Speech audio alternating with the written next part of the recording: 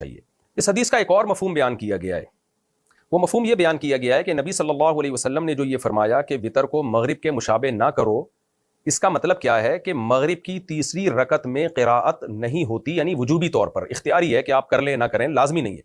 جبکہ وتر میں آپ کو تیسری رکعت میں قراءت لازمی کرنی ہے،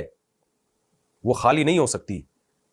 اور یہ بھی مفہوم حدیث سے ثابت ہے، یعنی موقوف حدیث سے، صحابہ کے اقوال سے ثابت ہے۔ میں آپ کے سامنے یہ حدیث پیش کرتا ہوں۔ علامہ بدر الدین عینی رحمہ اللہ تعالی نخب الافکار فی تنقیح مبانی الاخبار فی شرح معانی الاثار جلد نمبر 5 صفحہ نمبر 106 پر سند کے ساتھ یہ حدیث پیش کرتے ہیں۔ حدثنا ابو بکر قال حدثنا ابو داود قال حدثنا ابو خلد قال سألت ابا العالیة عن الوتر فقال علمنا اصحاب محمد صلی اللہ علیہ وسلم او قال علمونا ان الوتر مثل صلاة المغرب غیر انك تقرأ في الثالثة هذا وتر الليل وهذا وتر النهار۔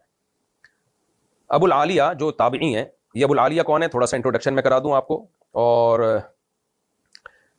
یہ ابو العالیہ جو تھے زمانے جاہلیت میں پیدا ہوئے، نبی صلی اللہ علیہ وسلم کے زمانے میں آپ نے اسلام قبول نہیں کیا، آپ صلی اللہ علیہ وسلم کی وفات کے 2 سال کے بعد آپ نے اسلام قبول کیا، اور پھر حضرت ابوبکر کی صحبت نصیب ہوئی، حضرت عمر کے پیچھے آپ نے نمازیں پڑھی، اور بہت سارے اصحاب نے آپ سے، بہت سارے حدیث کے جو راوی ہیں انہوں نے آپ سے حدیثیں لی، اتنے بڑے تابعی ہیں۔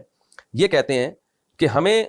نبی صلی اللہ علیہ وسلم کے صحابہ نے یہ بات سکھائی، علمنا اصحاب محمد صلی اللہ علیہ وسلم کے ساتھیوں نے، صحابہ نے ہمیں یہ بات بتائی، ان الوتر مثل صلاۃ المغرب، کہ وتر بالکل مغرب کی نماز جیسی ہے، کوئی فرق نہیں ہے، غیر انک تقرأ فی الثالثہ، صرف ایک فرق ہے کہ وتر میں آپ کو تیسری رکعت میں قرات کرنی ہے۔ ھذا وتر اللیل وھذا وتر النہار، وہ دن کے وتر ہیں اور یہ جو ہم رات کو پڑھتے ہیں یہ رات کے وتر ہیں، سیم ہے۔ فرق کیا آ رہا ہے کہ تیسری میں قرات کرنی ہے وتر میں، مغرب میں تیسری میں قرات نہیں ہوتی۔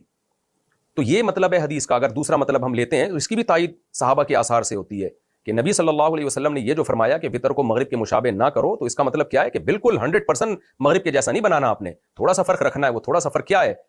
کہ یا تو یہ فرق ہے کہ اس سے پہلے آپ نے نوافل بھی پڑھنے تہجد کے، یا یہ مطلب ہے کہ وتر کی تیسری رکعت میں آپ نے قراءت کرنی ہے، جبکہ مغرب میں عام طور پہ لوگ قراءت نہیں کرتے۔